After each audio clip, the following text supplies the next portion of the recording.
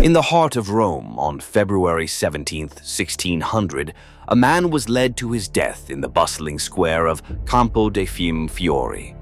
His tongue was clamped in an iron gag, a cruel device to ensure he couldn't speak his final words to the crowd. He was stripped of his outer clothes, bound to a tall stake, and then the fire was lit. His crime wasn't murder, it wasn't treason. But to the church, it was something far more dangerous. He claimed the countless stars in the night sky were suns, just like our own. He imagined they were orbited by their own planets, worlds that could very well harbor life. He dared to suggest that the universe wasn't a neat little bubble with Earth at its center, but a boundless, infinite expanse. And perhaps most dangerously, he claimed that God wasn't a king on a distant throne, but was present in every rock, every leaf, and every living thing. To the Holy Inquisition, this was heresy of the highest order. This vision of reality was so revolutionary that it threatened to shatter their absolute control over truth itself. They couldn't argue with his ideas, so they chose to burn the man who thought them. But was it really just for believing in aliens? What did this man believe that was so dangerous he had to be silenced in the most brutal way imaginable? Our story begins not with the heretic, but with the friar. Born Filippo Bruno in 1548, he was a young man with a brilliant mind and a restless spirit. He joined the Dominican order, taking the name Giordano, thinking he'd find answers. Instead, he only found more questions. The Dominicans were supposed to be the watchdogs of Catholic orthodoxy, but for a mind like Bruno's, the monastery felt less like a sanctuary and more like a cage. While his brothers studied the approved texts, Bruno's curiosity led him to the forbidden corners of the library.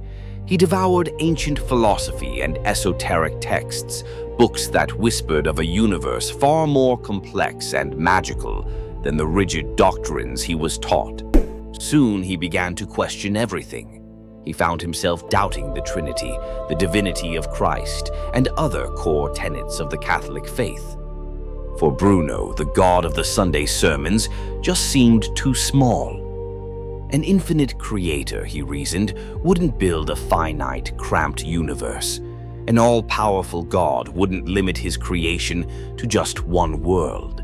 These weren't just idle thoughts. They were the beginnings of a new cosmology and a new theology.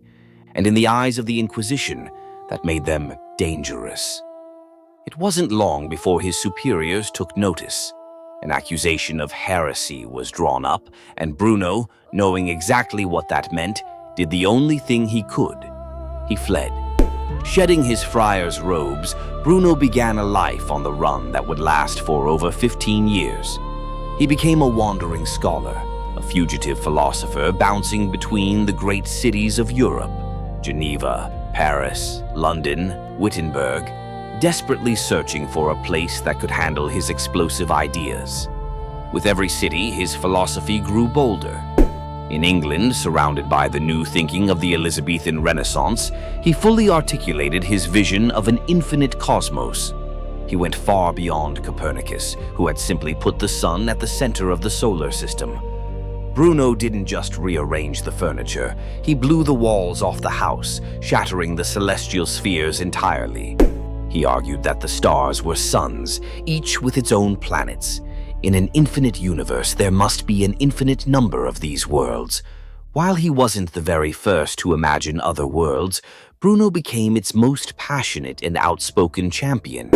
This idea, the plurality of worlds, was a direct assault on the Church's teachings.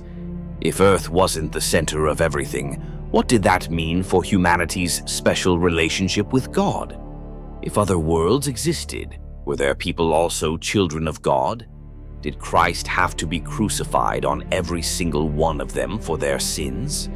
The questions his cosmology raised were profoundly unsettling. His journey eventually took him to Germany, the heart of the Protestant Reformation. But even there, his radical ideas were too much. He was excommunicated by the Calvinists and then the Lutherans. He was a heretic to everyone, a man whose ideas were too vast for any single religion to contain. So, what exactly were these ideas that made him an enemy of every church? It's more complicated than just believing in aliens. First, you have the infinite universe and countless worlds. The church taught that the earth was the fixed center of a finite, orderly creation. Heaven was literally just beyond the stars. It was a comforting, human-centric model. Bruno looked at the same sky and saw infinity. He argued our sun was a star, which meant the stars were other suns. It's a simple leap for us, but it was earth-shattering then. This idea demoted humanity from the stars of the show to one of a potentially infinite cast. Second, and maybe even more important, was his idea of Yah. The church taught that God was a transcendent creator, ruling from a distant heaven. Bruno saw God as the very soul of the universe, present in everything. This is called pantheism. For Bruno, God wasn't separate from creation. He was creation. He was in the sun, the soil, the river, and the mind of the person thinking about it. If that's true, then you don't need a priest or a pope to connect with God. You could just go for a walk. This idea made the entire hierarchy of the church seem dangerously unnecessary. Finally, the nail in the coffin was his rejection of core doctrines. His cosmic ideas were threatening, but his direct theological challenges were an open declaration of war. He openly denied the Trinity, the divinity of Jesus, and other fundamental beliefs. For the Inquisition, this was the point of no return. Bruno dedicated his life to chasing these dangerous ideas across a hostile continent. He believed that the pursuit of truth was worth any risk. Today, we live in an age where the universe he imagined is the one we see through our telescopes. If you believe that exploring these powerful stories of thinkers who dare to challenge the world is important, consider subscribing. Join a community dedicated to understanding the past and the timeless struggle for free thought. After years in exile, a fateful invitation lured Bruno back to Italy. A Venetian nobleman named Giovanni Mocenigo invited him to be a private tutor, promising protection. Bruno, perhaps homesick, accepted. It was a fatal mistake. Mocenigo grew frustrated. He wanted to learn the secrets of Bruno's famous memory techniques, maybe even magic. Instead, he got lectures on the infinite universe. Terrified by Bruno's heresies, Mocenigo went to the Venetian Inquisition and denounced him. In 1592, Giordano Bruno was arrested. He would spend the next 8 years in prison, first in Venice and then in Rome. He was interrogated endlessly by the Roman Inquisition's top theologians, including the formidable Cardinal Robert Bellarmine, the very same man who, 16 years later, would warn Galileo to abandon his own sun-centered theories. The inquisitors laid out the charges, a long list of his philosophical and theological errors. They demanded he recant. They gave him a way out. Just admit you were wrong, renounce your life's work, and submit to the church. For 8 years, he debated and argued. But on the core principles of his philosophy, the infinite universe, the countless worlds, the soul of creation, he would not budge. To deny them would be to deny the very nature of reality as he saw it. Finally, when the death sentence was read to him, he stood and looked his judges in the eye. He didn't beg. He didn't cry. Instead, he uttered the immortal words, "Perhaps you pronounce this sentence against me with greater fear than I receive it." On that winter day in the Campo dei Fiori, the church tried to erase Giordano Bruno. They burned his body to ash and threw those ashes into the Tiber River, making sure no relics would remain. They thought that by destroying the man, they could destroy his ideas. They were wrong. In trying to silence him, they made him a martyr for the freedom of thought. The flames that took his life became a beacon. His brutal execution sent a chill through Europe, a stark warning about the price of free inquiry.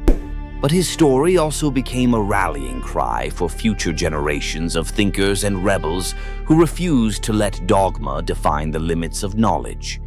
Today, we stand on the other side of that history. We know the stars are other suns.